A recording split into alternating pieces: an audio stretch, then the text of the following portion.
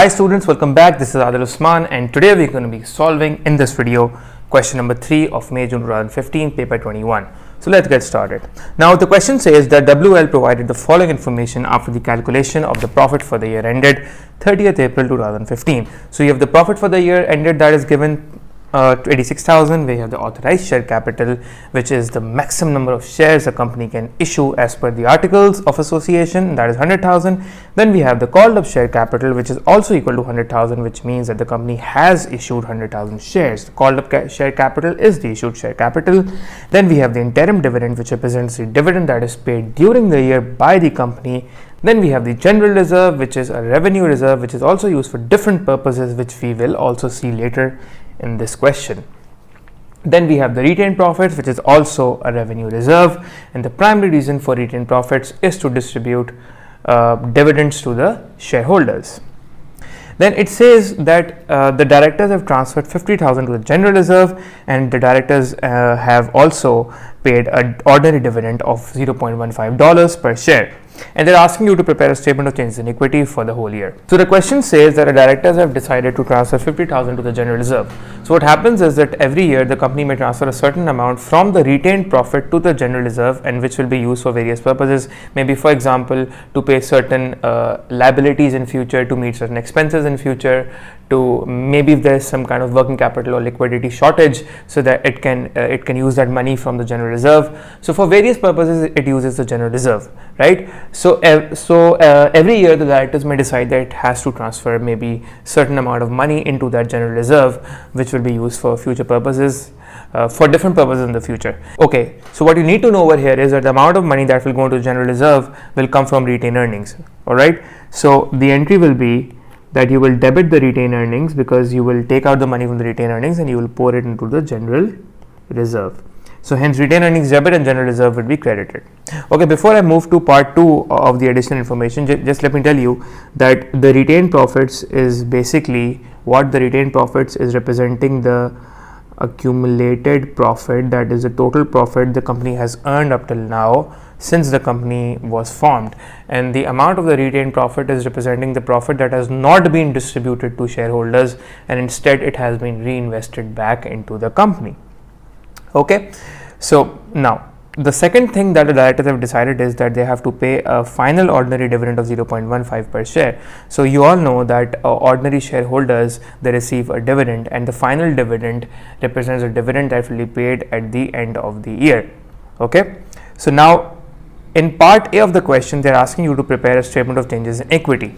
Now, first of all, before I move on to this, you need to understand that this is a very important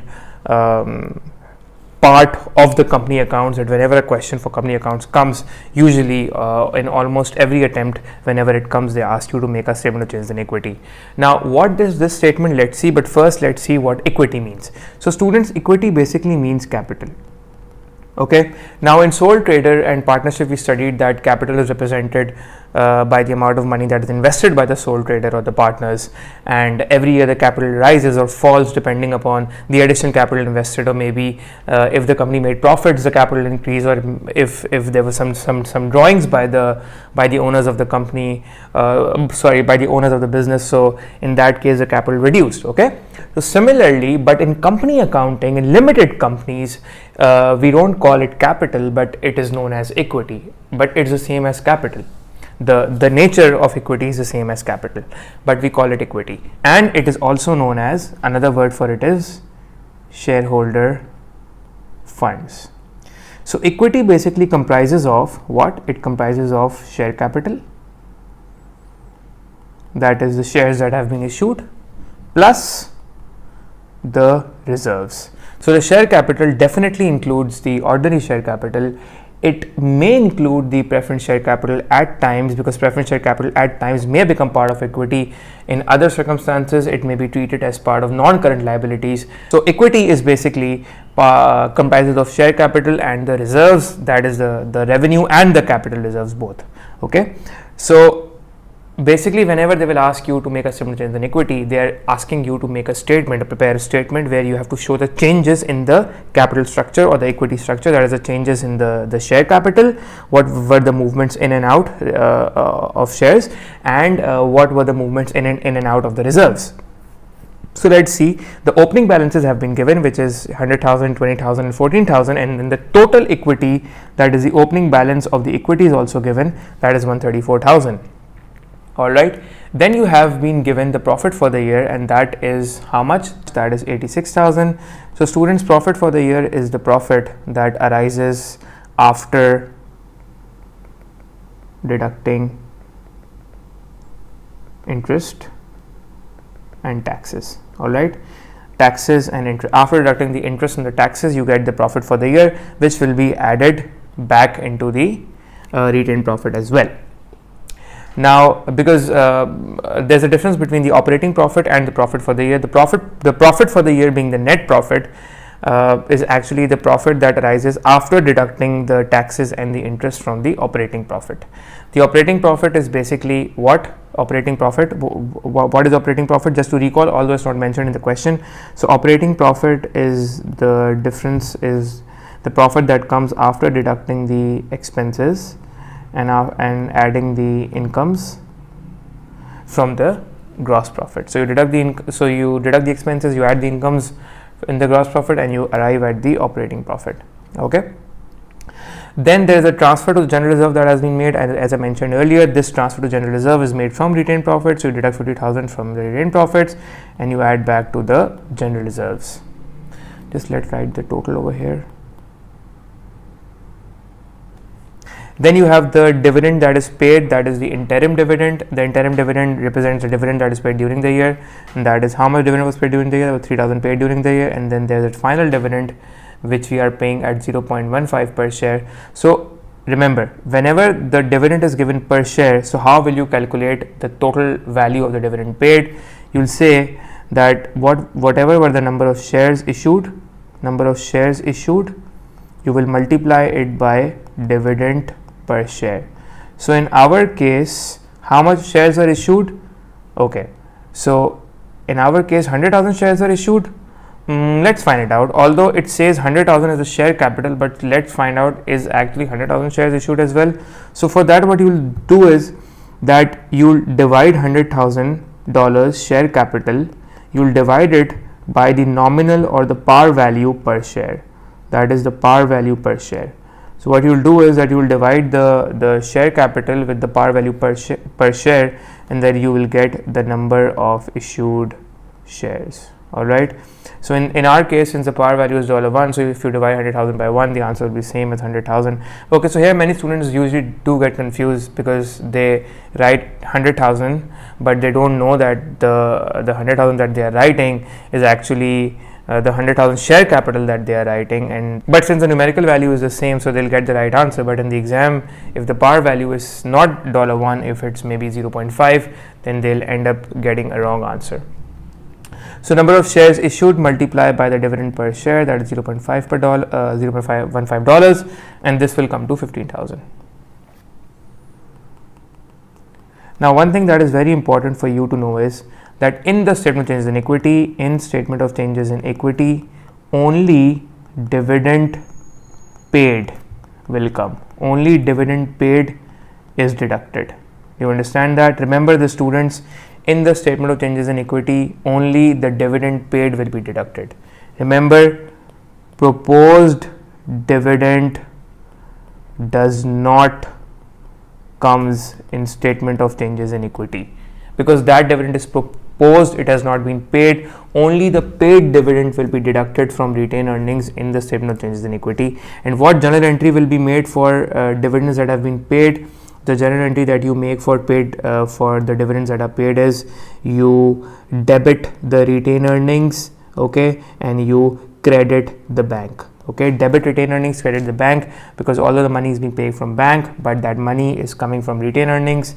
We are financing it from retained earnings, hence we debit retained earnings. Retained earnings being a part of capital, and equity, and the nature of equity is that when the equity falls down, it is debit.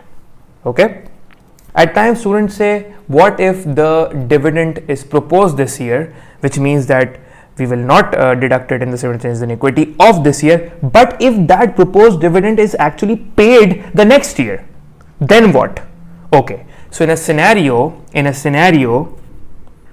when dividend is proposed this year. So what you will do, do not deduct from retained earning in this year's statement of changes in equity. Okay. You do not deduct from retained earning in this year's statement of changes in equity. Okay.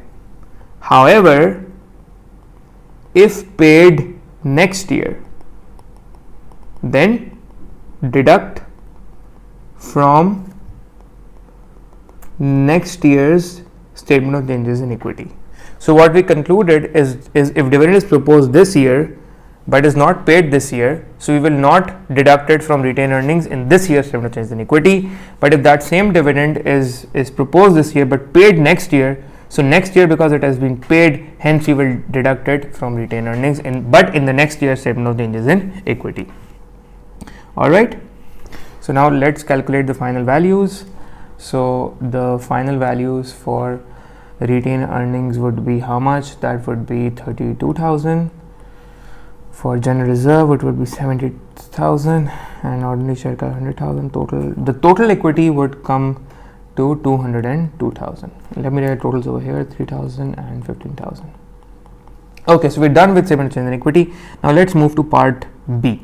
Part B says that we have to prepare a financial statement extract for the equity and the reserves portion. Now the financial statement extract means that we have to extract a certain part of the financial statements, and in this question we are going to be extracting the equity and the reserves part. So let's make two columns.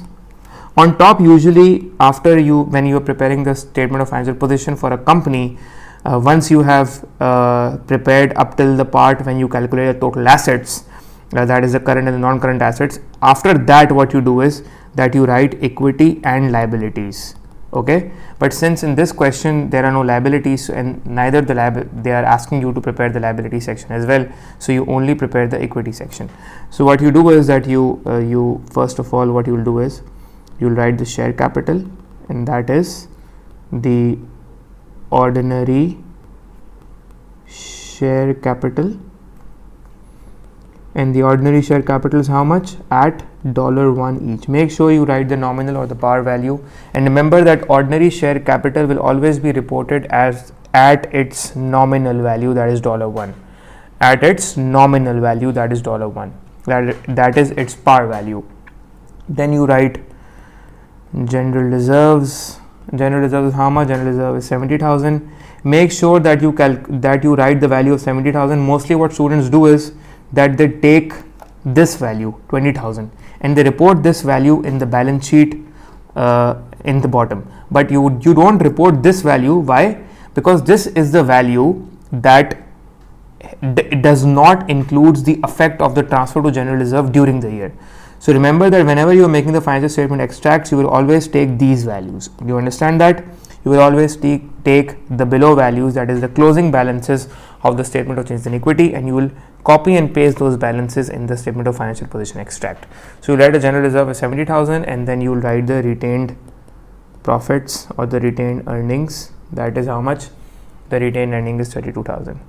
And same goes for retained earning as well, that these values, this value of retained earning will be taken, not the value that is mentioned in the question, that is 14,000, because this 14,000 is representing the value on 1st May, that is the opening retained earning balance. Okay, so the total reserves come to how much? They come to 102,000. If you were 102,000 by 100,000, you get a value of 202,000. Now this is representing the closing equity, that is the total shareholders funds at your 30th April 2015.